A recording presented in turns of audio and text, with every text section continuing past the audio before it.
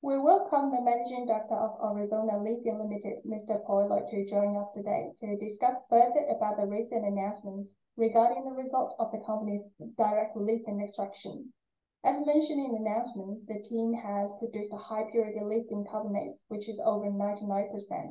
Can you explain briefly about the process and the key significance of this result? Hello, Steph. It's good to see you again. And I have a very excited technical team based on our announcement out yesterday in regards to testing that we've done from lithium brines from our Prairie project. Now, our Prairie project has a very large resource of 5.7 million tonnes of lithium carbonate equivalent. And to put that into perspective, that is something like 8 years of the current consumption of lithium worldwide. But that consumption is growing very quickly. But we do have a large resource, and we're very focused on putting that project into production as quickly as possible. One of those steps is to develop our direct lithium extraction and produce a high-quality product for the end users. This testing that we reported yesterday takes that high-grade material, the brine, and just to take a step backwards, brine basically is just very salty water that has a percentage of lithium in that. In Canada, in the prairies, we extract that salty water from about 2,200 metres down. We bring it to surface. We put it through effectively a filter, which is called direct lithium extraction, and we re-inject the waste material back into the aquifer.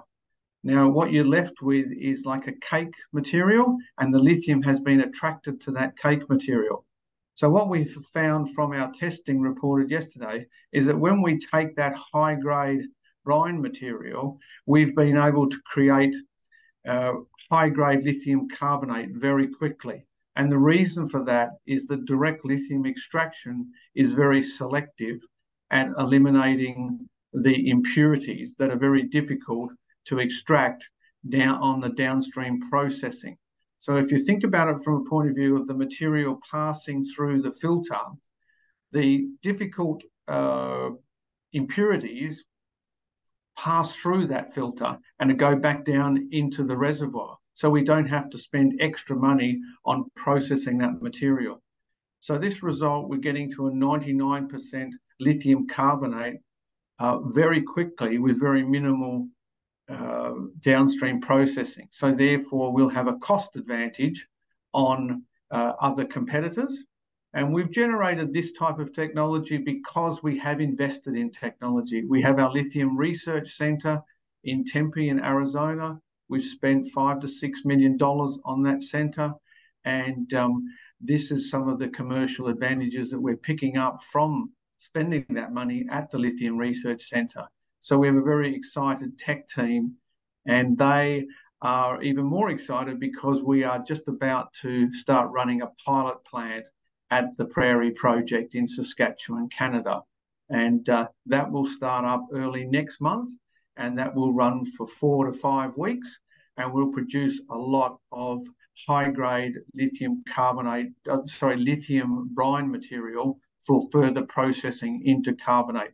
So from the results yesterday, we can fine-tune those results a little bit more, but they were extremely positive, and people in the industry are talking to us about what we have done and how we have done it, and want to be involved. So an exciting event for the tech team at the Lithium Research Centre and also for the company, because this really, we've been in a bit of a time where we didn't have a lot of announcements to put out, and now we are heading into a very important time where we are putting out announcements on a regular basis.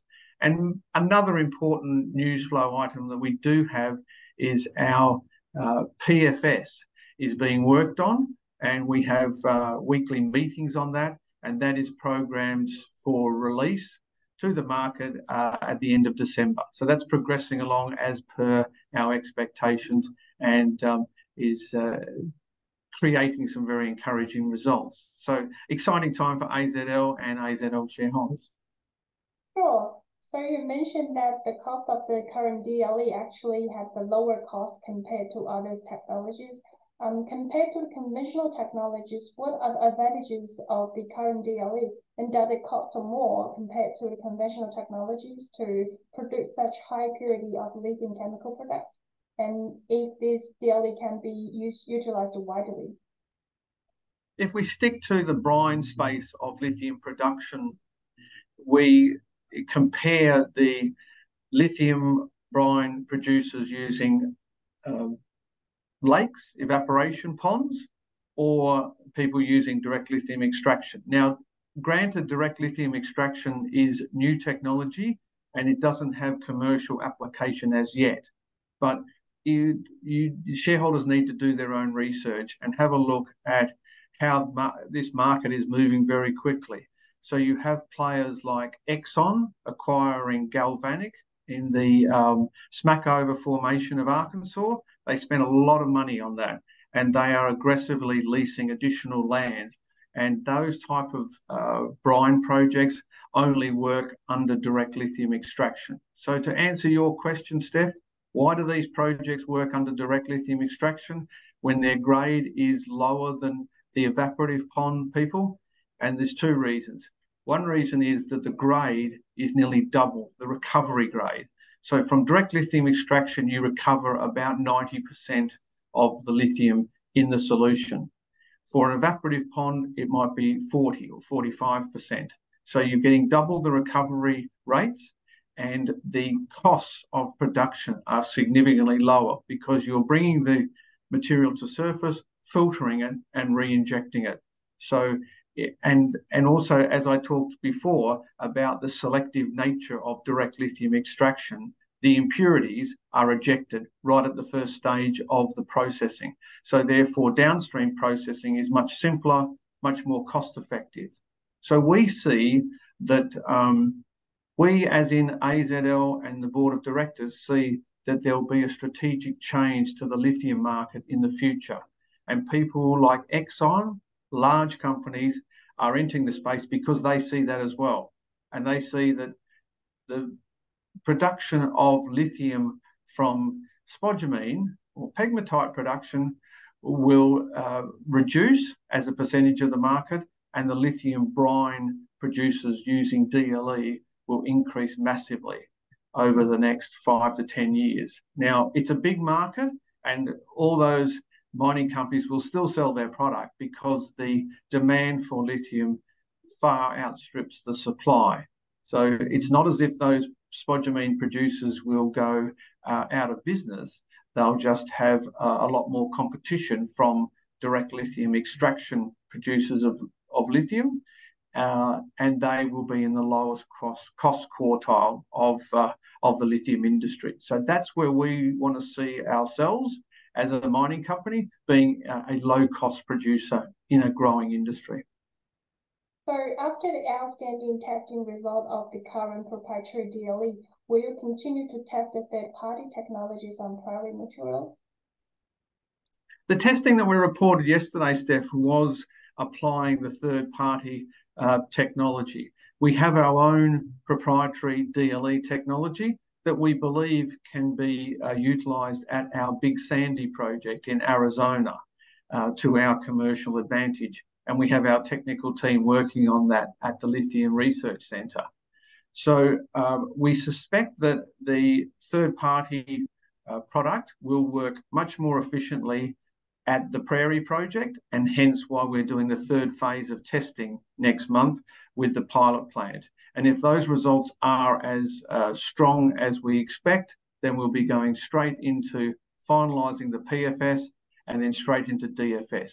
And I'm putting about an 18-month timeframe on the first production of lithium carbonate from the Prairie project. So that will be very exciting to get to that stage. And we're doing a lot of work on that as we complete the PFS and then as we do the DFS early in the new year. Exciting. You have mentioned also about the Big Sandy project. Any updates from that project, including its DFS status? And you mentioned that the DLE testing has been applied to the material from Big Sandy. Is there any results will be coming through soon? So part of the Lithium Research Centre in Arizona is the pilot plant for the Big Sandy project and the world's most advanced lithium lab. And we are building out that pilot plant for the Big Sandy ore, and we're waiting on approvals to take a bulk sample from the Bureau of Land Management, and also for drilling approvals from the Bureau of Land Management. I'm progressing along very well with getting those approvals, and I'm very positive we will get those in the future. But I don't want to put any date on that because we have done that before, but it's all positive. We have a very good relationship with the Bureau of Land Management and the stakeholders in the area, and we see that we will be getting drilling approvals, and then we'll advance that project. Remembering that that project has a resource of 320,000 tonnes of lithium carbonate equivalent, which is about 12 years mine life for that project. So that's a pretty good mine life for a project.